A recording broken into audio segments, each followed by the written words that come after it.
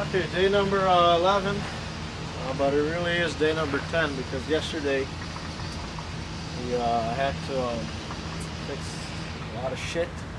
I essentially spent the whole day repairing the welding line and the welding fittings there and the compressor.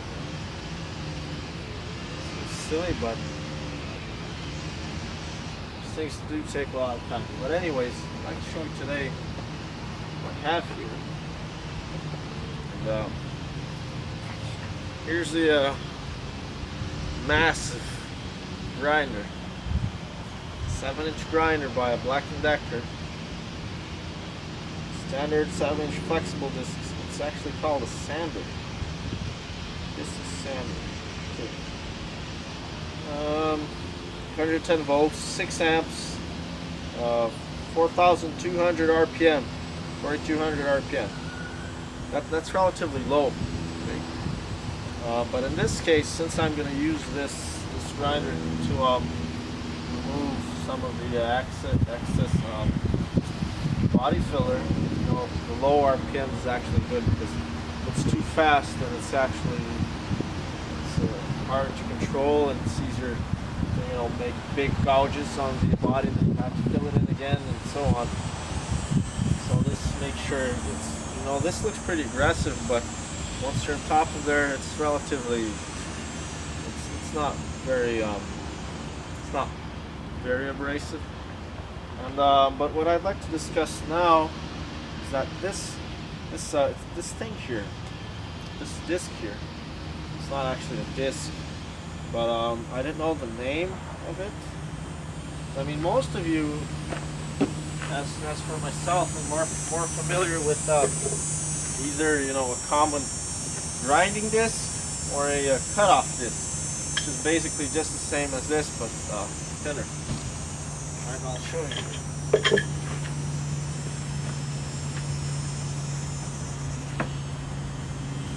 Right. Cut off wheel. Okay, so I actually didn't know the name of that big fucking massive wheel, and it's actually called a cup wheel.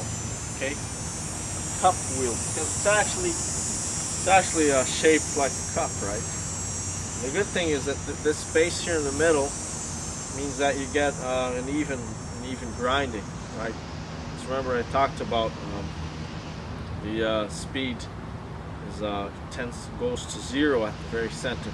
So the outside is turning very fast while the center is not turning at all, actually. Right?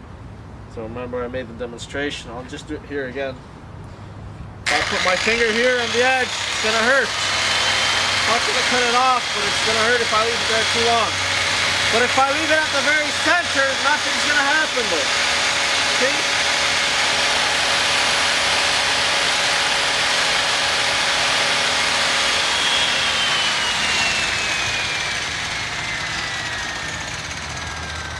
Alright, so so if you just had a flat, completely solid disc, you'd get a lot of grinding at the tip, and at the center you just get no grinding. Then basically you have a cone shaped area there, so this ensures that it's very flat and evenly distributed.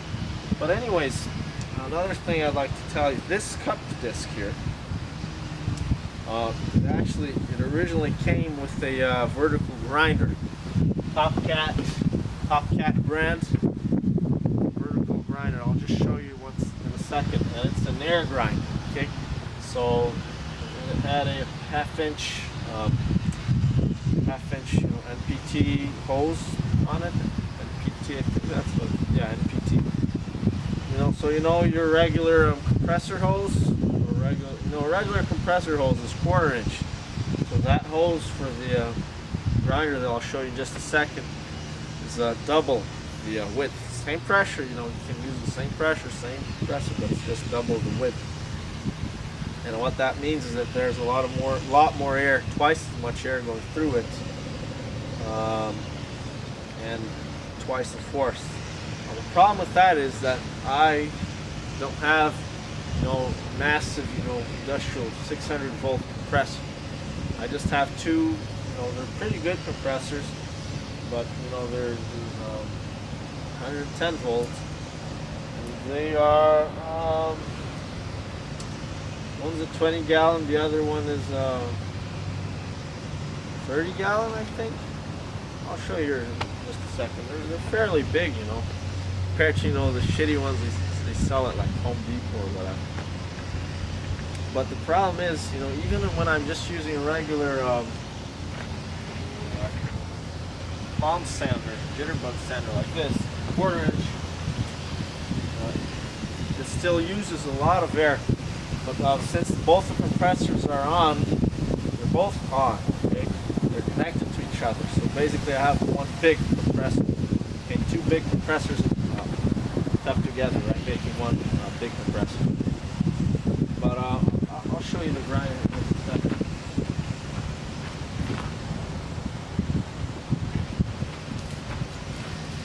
Here it is. TC Top Cat. And you're in Cleveland, Ohio. And its speed is 6,000 RPM. So it's considerably, about 25% faster than the my electric grinder. Guys, this thing here is strong. Okay? Well, it would, just rip through metal like butter. The problem is I could use it for no more than, literally no more than 2 minutes. The compressors are empty. Okay, and so it actually uses more air than the compressor is able to supply. So I went ahead and I removed the cup disc that's on the electric grinder now that I just showed you. It used to be here.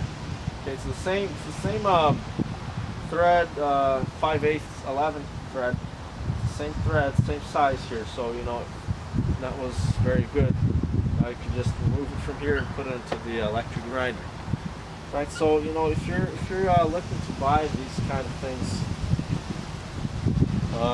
unless you have an industrial compressor, I mean the ones that are as tall as a person, okay, probably 600 volts or at least 220,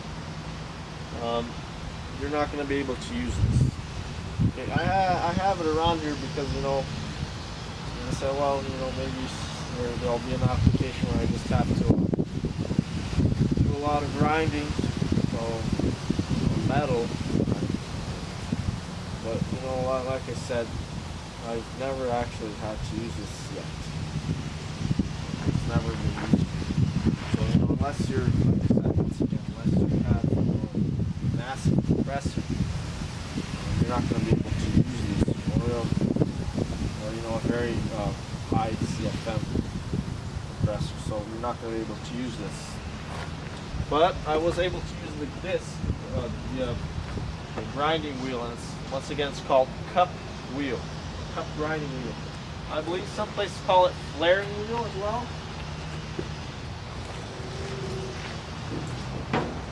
But anyways, that's a great tool. If you have the compressor, if you have the money to buy the compressor and the space and the means to, I highly recommend using that. The advantage the air tools have over the electric ones, that they're a lot stronger and a lot smaller. Okay, so if I were to have an electric grinder with the same strength as that one, it would probably be 3 times as big as the electric one I have right now. It's basically unusable due to the weight inside, right? It doesn't say the horsepower on it. Neither one of them is.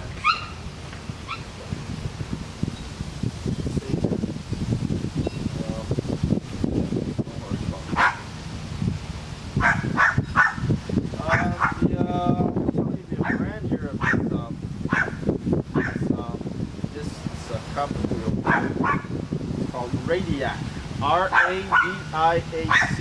Abrasives. Radiac Abrasives. They're in Marysville, Wyoming, I think. Very easily. Right.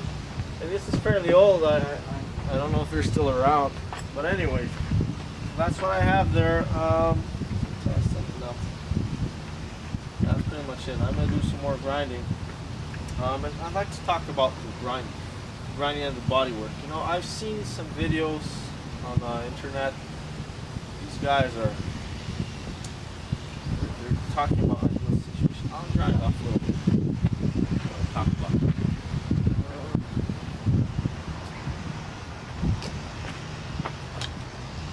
What are you doing?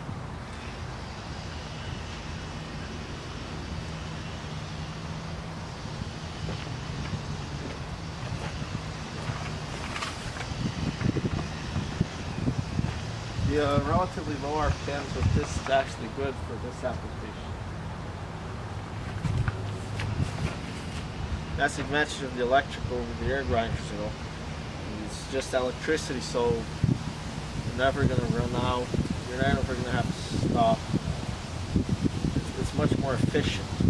This I can just leave it on all the time. It's only 110 volts. Probably have a 220 volt. You know, you got to fill them up. They take time to fill up. They use electricity. That's a concern for you. Like I said, unless you have a very big compressor, you won't be able to use the air grinder. The massive, you know, half-inch air tube.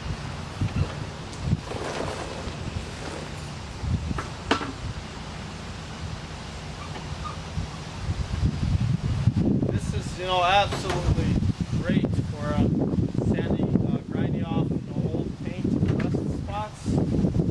It's great. You know, previous videos you saw, I was using the grinding disc. Guys, this is just, you know, night and day difference.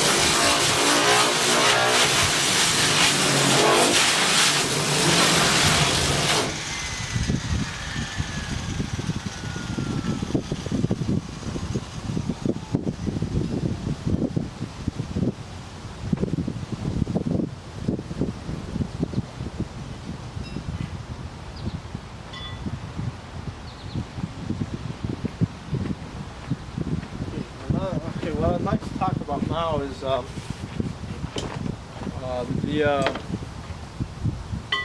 what I had to do to remove the cup wheel from the air grinder.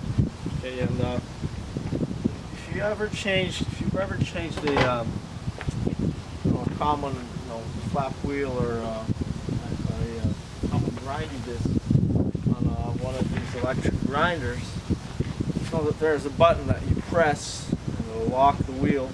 And then you just take one of these things, insert it into the two holes, and you can remove the wheel. I'll show you. Alright, so this will be on the grinder. Lock.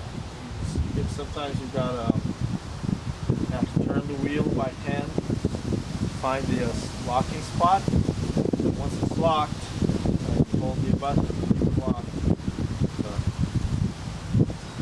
There's two holes.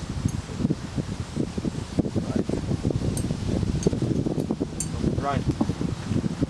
Now these air grinders, they don't have the locking buttons. I don't know why. Should have. They don't. I don't know how to do that. But so for example, like this other air grinder here. Now this one actually seems to take less air, so I'm still able to use it for my setup there. This is it's just basically a big, huge die grinder. Right? It's got some surface rust here. We left it outside in the rain. These things are made of solid steel. These things are incredible.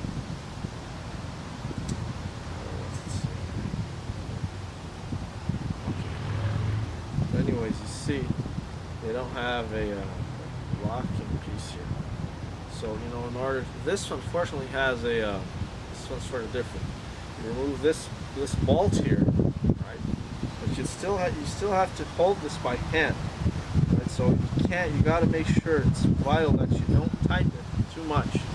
Okay, it's just reasonably hand tight, no more than hand tight. Okay, and you're gonna a lot of dummies there are gonna think, oh, it's not safe because it's gonna unscrew and the disc is gonna fly off. These things are designed so that if it loosens up, this just comes off. Just keeps turning in there. The grinder just keeps turning, but the disc is not actually turning. It's not going to do anything. It's not actually locked in there. It's just locked by pressure. So there's just not enough pressure holding the disc there. The disc is stationary while the grinder is spinning. But anyways, moving on. I went ahead.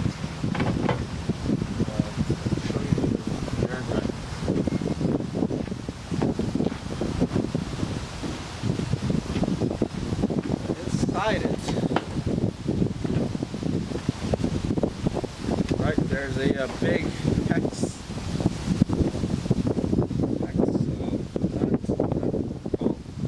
right? This is what you use. You hold it in order to lock the grinder so that you can remove the wheel. Now I didn't have. It's actually 2-inch from side to side, 2 inches, but I didn't have a keyfer, so I made one. And I used a Cut 45i plasma cutter that I got from Amazon. Guys, it's a great machine. It's very small. I looked at it and said, this shit's gonna be no good. But it's 220 volts and it'll cut through, 1/4-inch steel like butter. Okay, just unbelievable. Once again, it's called a plasma cutter, and skipping from subjects, different subjects. Let me finish this and I'll talk about the plasma cutter.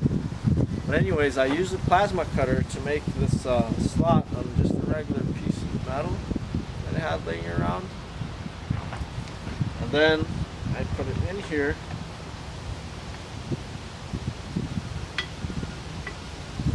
Right, lock the grinder there.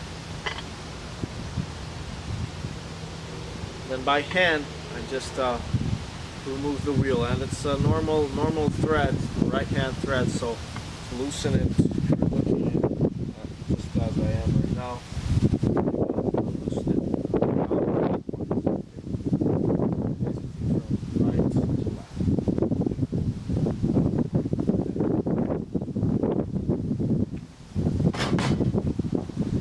So okay, I'll just talk about the plasma cutter.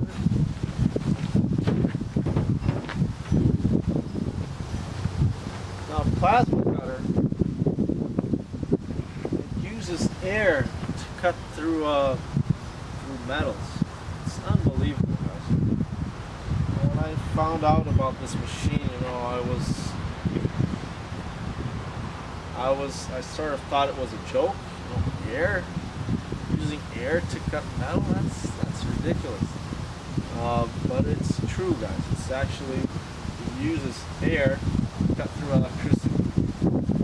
It basically works like a small lightning, right? What lightning is it's actually electricity going through air.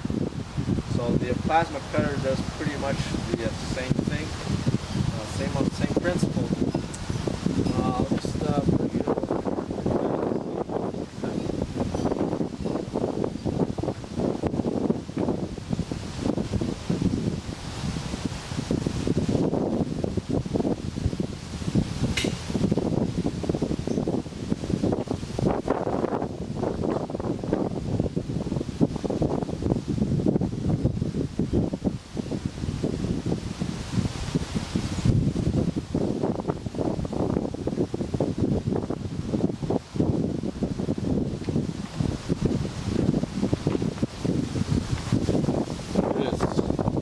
Hero cuts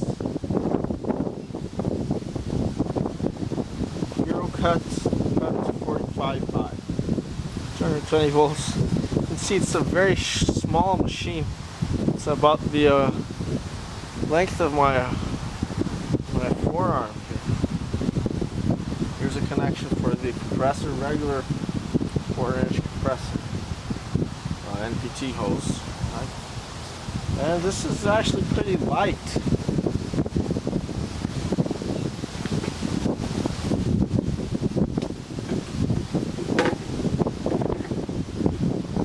But as I was saying, I use that machine to cut through this piece of steel here, just like butter. You can see it's I have to take that right now, but it's over a 1/4 inch. It's actually about 0.8 millimeters. Sorry, not 0.8, 8 millimeters. And it just cut through like butter. So the ratings, the manufacturer said it was rated up to 1.2 millimeters. And they're absolutely correct. This will cut through 1.2 millimeters without a problem. Okay, so. Guys, why this machine is so great? Because you don't have to buy any expensive gases. It's just electricity and a supply of air. That's it. Just a regular compressor, and it doesn't take a lot of air, so you could get away with a small compressor. But it's just unbelievable. Most people are familiar with oxyacetylene torches. Those things are expensive. You have regulators. You've got to buy the gas. They're sort of dangerous. This little machine here, it's just unbelievable. I was just I was blown away by it. Air, just uses air to cut through metal. I just I keep imagining what a massive one would do. That little thing there cuts through that thick steel without a problem. Great for me. I imagine what you could do with the huge one. But anyway, so once again, it's called a plasma cutter. Plasma, PLASMA, plasma cutter. Okay, the only thing is that I don't think you can't weld with it. Okay, for cut. Maybe they have a plasma welder. From my research, I couldn't find any such thing. But who knows? They have a plasma cutter, maybe they have a plasma welder. I don't know. But another thing, okay, so back to this here. Now, I believe I said this before, but you know, I've seen some videos of people showing you how to do videos on how to apply body filler. These guys will give you know a nice flat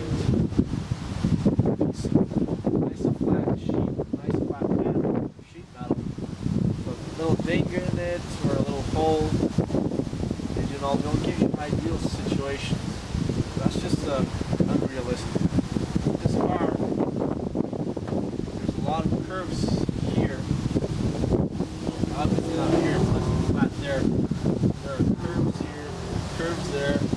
There's actually 1, 2, 3, 4 curves, you know, coming into each other over here. So, you know, it's just unrealistic that you're gonna have, you know, a nice flat finish without any sanding. You are gonna need to do some sanding here. It's a little bit of artwork. So once again, that's why the grinder there, the cup wheel, is great for it. You know, they have different grits of stone, so you know, the stone I have is pretty coarse, so it's pretty rough. But I mean, you can even use a finer stone instead of sandpaper, right? But another thing I'd like to mention is another very useful piece of equipment is a flap disc, and it's this here, right? There's lots of little sandpaper stacked on top of each other, and so you know, basically wears down until you have nothing left. But you know, don't go with these tiny ones. I find that since they're so tiny, they'll just make gouges on the fiberglass, right? So if you try to get those big ones, this is good. I use this for you know tight corners or for making the custom trim, right? On metal, if it's directly onto metal, then this is good. But I definitely recommend getting you know a big one. And especially these things are especially good for removing rust, not surface rust, where it's just a little bit, but you know when there's flaky, you know, big, you know, lots of nicks and dings, lots of you know holes due to rust. That flap disc is great for it. It's also called a sanding disc. But from what I understand, the sanding discs are small ones and flap discs are big ones. Over 4 inches. I'm not sure yet. But yeah, so that's the idea. And one last thing I'd like to mention